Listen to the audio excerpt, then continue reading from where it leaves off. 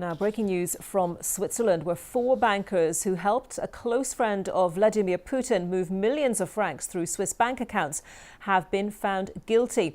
The financiers were charged with helping a Russian musician, the cellist Sergei Rodugin, launder funds. Well, I'm joined now from Bern by Imogen Fuchs. Imogen, bring us right up to date with what's been happening in the court. What's been said?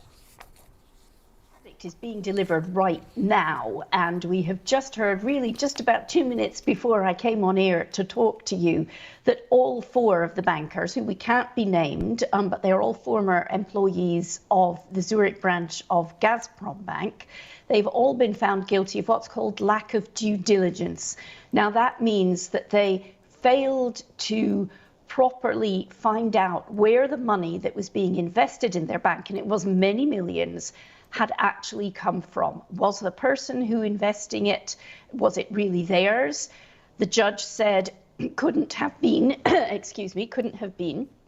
And the person who was investing it was this Russian musician, a cellist, Sergei Rodugin, not with a big income, but he had, as I said, many millions.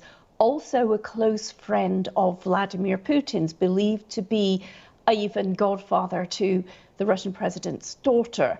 So the implication is this money might have been connected, if not to Vladimir Putin himself, to the now sanctioned Russian political establishment, and that Sergei Rodugin, the musician, was acting as a so-called straw man for Mr. Putin or his close associates.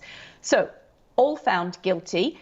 Only 7 months suspended sentences. That was the maximum they could have been sentenced to, actually. So not a lot, but very symbolic of how Switzerland is kind of really enforcing its laws around finance now.